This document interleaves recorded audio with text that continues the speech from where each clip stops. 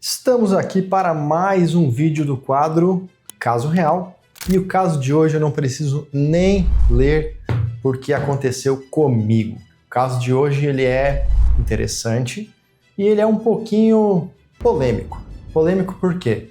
Porque envolve advogado, envolve cliente, como você já deve ter visto pelo título. A grande pergunta que fica, que gerou no caso de hoje é: quando o advogado recusa responder o seu próprio cliente, esse cliente pode consultar outro advogado? Isso aconteceu comigo. E na história eu sou o segundo advogado, ou seja, o cliente já tinha um advogado que não respondia e ele veio até mim perguntando se eu poderia informá-lo sobre o andamento do processo. Essa história é muito interessante porque o nosso código de ética, que ele cuida da nossa profissão como advogados e basicamente diz o que a gente pode ou não pode fazer, o que é permitido, o que é proibido, ele diz que o advogado não pode fornecer informações sobre o andamento do processo que esteja correndo com outro advogado. Não pode falar mal da postura daquele advogado, não pode difamá-lo com a intenção de captar esse cliente para si. Então o código de ética ele é expresso, dizendo que não é permitido. Mas também o código de ética, em outras normas que a gente interpreta, dá alguma exceção, dá uma possibilidade em que sim, um outro advogado, no caso eu, pode fornecer informações para aquele cliente. Como que isso pode acontecer? Como aconteceu exatamente no meu caso real. Então o cliente, vamos chamar ele de José. Estou dando um nome aleatório aqui para preservar as identidades. O José foi até no advogado 1, onde já tinha um processo em andamento, e o José, ao falar com o seu advogado, disse que queria saber como que estava. E esse advogado respondeu: depende do juiz, está andando o processo, vai ter que aguardar, não tem mais o que fazer. Mais ou menos dessa forma ele respondeu. O José não ficou satisfeito, ele: tá, mas doutor, o que isso significa? Ele: cara, já falei, tem que esperar. O juiz vai dar a decisão, não tem mais nada que a gente possa fazer agora.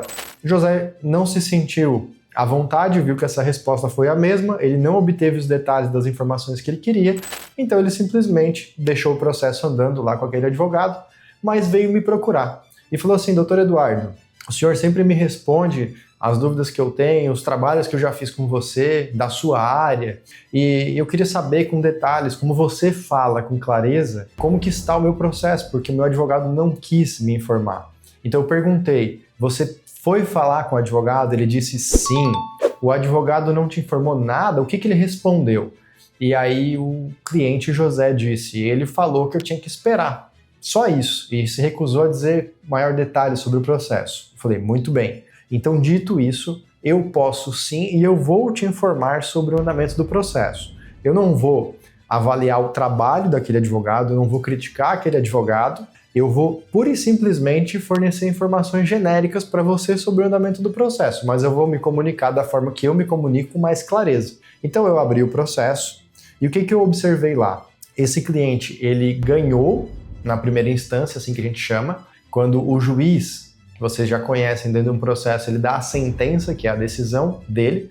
Esse juiz disse que o José tinha razão. Ótimo, uma vitória, até aí ele já sabia também. Só que dessa decisão, o outro lado no processo que perdeu fez um recurso. Esse recurso foi para uma instância superior com outros juízes que são chamados de desembargadores. Os desembargadores mudaram o resultado do processo e o José, que estava ganhando, passou a perder o processo por conta daquela decisão dos desembargadores no recurso. É o que aconteceu. E depois disso, a grande questão: caberia mais um recurso ainda no processo para Brasília, que é a terceira instância. Só que esse recurso tinha que ser feito num prazo e não foi feito naquele prazo. E quando o recurso não é feito, acontece uma coisa no processo chamada trânsito em julgado, que foi assim que eu estava explicando para o José. O trânsito em julgado quer dizer, não dá mais para fazer recurso. E a essência do processo, que é quem venceu e o que essa pessoa venceu, não muda mais. Então o José saiu de um episódio feliz, da vitória na primeira instância, para a derrota na segunda instância, por um momento em que ele não fez o recurso. O melhor, o advogado, naquele caso, não fez o recurso. É isso que eu vi no processo, foi isso que eu informei para ele. O advogado não fez o recurso, ou você escolheu não fazer o recurso, enfim, consta no processo que não foi feito o recurso, e ao não ser feito o recurso, aquilo que foi decidido na segunda instância é o que fica valendo agora até o fim. O processo não acabou ainda, existe a fase final do processo, que é a fase de cálculos, depende de algumas variáveis, de recursos, mas pode levar em uma estimativa aí entre 6 meses a 1 ano essa fase final, lembrando que eu não estou garantindo que o processo vai acabar nesse prazo, eu estou dizendo pela minha experiência em outros casos semelhantes, que geralmente leva mais ou menos esse tempo, podendo ser um pouco menos, podendo ser um pouco mais, e é isso que eu tenho para informar sobre o processo. A minha surpresa foi a resposta do José, quando ele disse: nossa, mas o advogado não me falou que eu tinha um recurso para a terceira instância, só falou que eu perdi na segunda instância e que era isso mesmo, que não tinha mais o que fazer. Se eu soubesse que tinha um recurso, ainda que a chance fosse pequena, eu gostaria de fazer esse recurso para a terceira instância. Isso são palavras do José.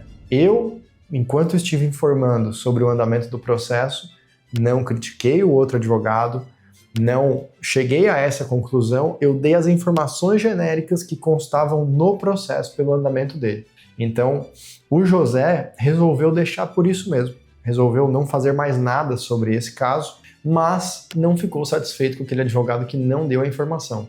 Então, a grande mensagem do vídeo de hoje é que sim, os advogados eles são obrigados a darem informações sobre o andamento dos trabalhos ou dos processos para os seus clientes. A gente aqui no escritório resolveu até se antecipar nessa obrigação e criar uma coisa chamada informativo personalizado.